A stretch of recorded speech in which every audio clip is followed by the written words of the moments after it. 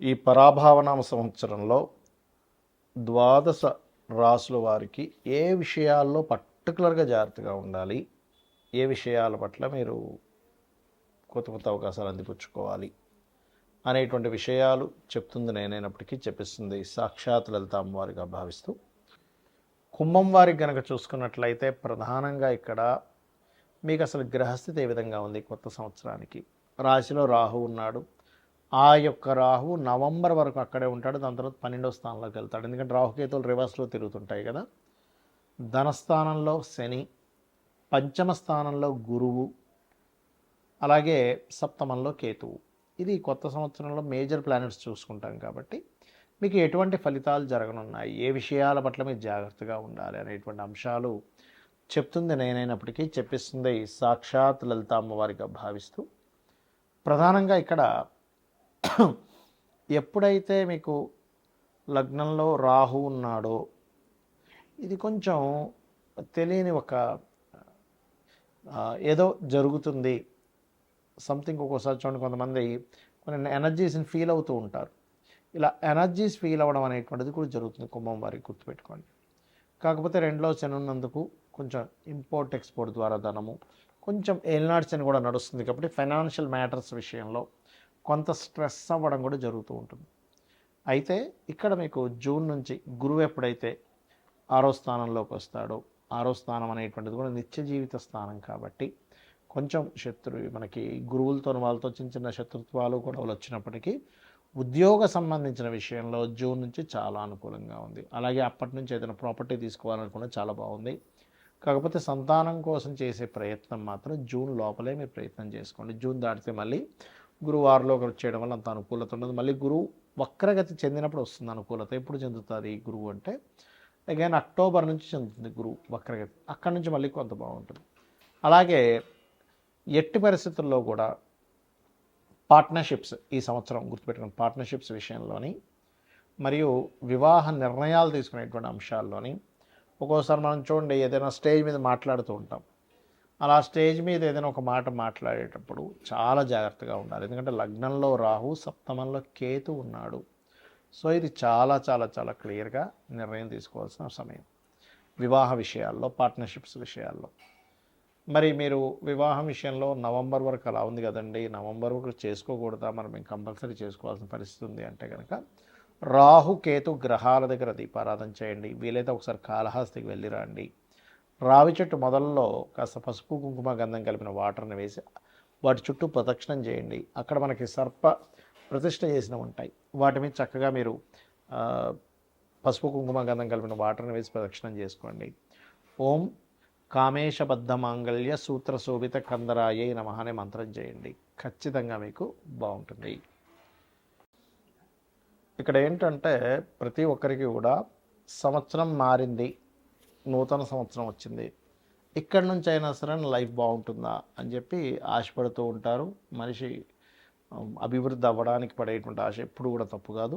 అయితే ఇక్కడ మీరు అర్థం చేసుకోవాల్సింది ఏంటంటే ఎంతసేపు కూడా ఏలినాడు శని, సర్పదోషం ఉంది, ఇవి ఒకటే కాదు. మీ పర్సనల్ చార్ట్లో గ్రహాలు ఏ రకంగా ఉన్నాయి అంటే లగ్నం ఎలా ఉంది, లగ్నాన్ని బట్టి మీ ఎదుగుదల చెప్తుంది. మీ ధనాధిపతి ఎలా ఉన్నాడు అంటే సెకండ్ లార్డ్, సెకండ్ హౌస్ శుక్రుడి యొక్క పరిస్థితి ఎలా ఉందనేది క్లియర్గా తెలుసుకోవాలి. దాన్ని బట్టి ఏమవుద్దంటే మీకు ఎందులో ధనయోగం ఉంది, ఏ రూపంలో మీరు ప్రయత్నం చేస్తే బాగుంటుంది, ఎప్పుడు మీకు రైట్ టైం, ఇవన్నీ కూడా తెలుస్తాయి. అలాగే మీరు చేసే ప్రయత్నాలు 3వ స్థానం. మీరు ఇక్కడ ఏంటంటే వాస్తు కూడా మనకు ప్రభావం చూపిస్తుంది. జాతకం బాగుందండి, వాస్తు బాలేని ఇంట్లోకి వెళ్ళానంటే ఏమవుతుందంటే కుండలో వాటర్ పోస్తున్నాము కానీ కుండకి చిన్న చిల్లుంటే ఏమవుతుంది, కింద నుంచి వెళ్ళిపోతూనే ఉంటాయి. అలాగే వాస్తు బాగోనప్పుడు ఏమవుతుందంటే మీరు ఆ ఇంట్లో ఉన్నప్పుడు మీకు ఇబ్బంది కలుగుతూ ఉంటుంది. ఇక్కడ ఏంటి, మీరు ఏ డైరెక్షన్లో ఉండే ఇల్లు తీసుకోవాలి, ఎప్పుడు మీరు ప్రాపర్టీ తీసుకొని బాగుంటుంది, అసలు మీ పేరు మీద తీసుకోవచ్చా తీసుకోకూడదా, ఇవన్నీ తెలుసుకోవాలి ఇంట్లో. దాంతోపాటు ఇంట్లో ఏదైనా బాత్రూమ్స్ కొంతమందికి తెలియక ఫైనాన్షియల్గా ఎందుకు ఇబ్బంది వస్తుందంటే ఉత్తరంలో బాత్రూమ్లు ఉంటాయి. ఉత్తరంలో డార్క్ కలర్స్ ఉంటాయి, అంటే మనకి yellow, cream, red colours, pink colours ఇట్లాంటి ఉత్తరంలో ఉంటే అవాయిడ్ చేసేసి కంప్లీట్ వైట్ కలర్ ఉండేలా చూసుకోండి, ఖచ్చితంగా బాగుంటుంది. అలాగే మరొక విషయం ఏంటంటే ఇక్కడ సంతాన అభివృద్ధి ఎందుకు అవ్వట్లేదు, పంచమ స్థానం. రుణము, రోగము, శత్రుత్వం ఇవి ఇవి ఎక్కువగా ఇబ్బంది పెడుతూ ఉంటాయి. వీటికి సంబంధించిన పరిస్థితి ఏమిటి?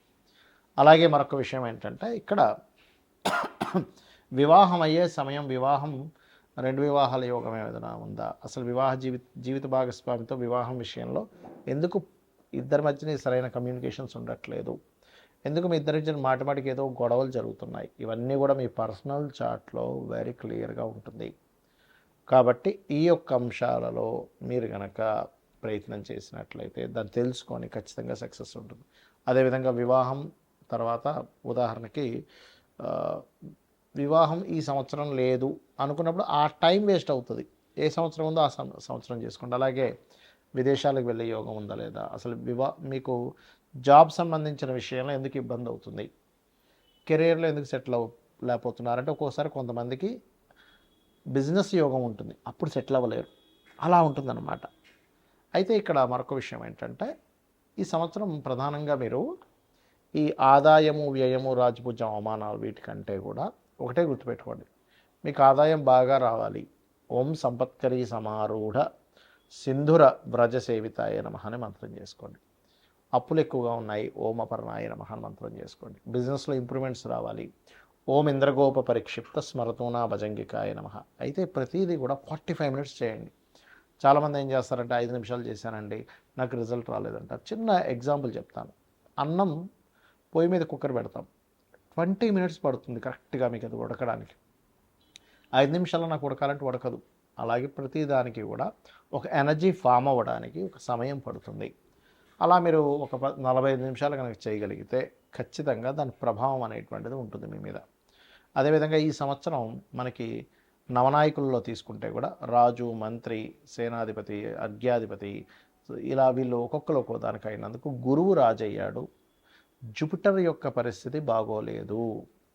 నేను గతంలో చాలా రోజుల క్రితం చెప్పాను, 2-3 నెలల క్రితం కూడా చెప్పాను, గురు రాశిలో శని ఉన్నాడని. దీనివల్ల అనేకమైనటువంటి జన నష్టం ఉంది. కాబట్టి విదేశాల్లో ఉండేటువంటి వారు మరింత జాగ్రత్తగా ఉండాలి. అది యుద్ధాల వల్ల అనుకోండి, కొన్ని రోగాల వల్ల అనుకోండి, విశేషమైనటువంటి జన నష్టం జరగనుంది, గుర్తుపెట్టుకోండి. ఇది ఆల్రెడీ మనం మనకి ఎప్పుడు డిసెంబర్, ఫిబ్రవరి టైంలో కూడా మనం చెప్పాము. కాకపోతే ఎందుకంటే ఇప్పుడు నెక్స్ట్ కొత్త సంవత్సరానికి కూడా ఈ యొక్క గురువే రాజు అవుతున్నాడు. అదేవిధంగా నీర్సాధిపతి కూడా గురువు అవుతున్నాడు.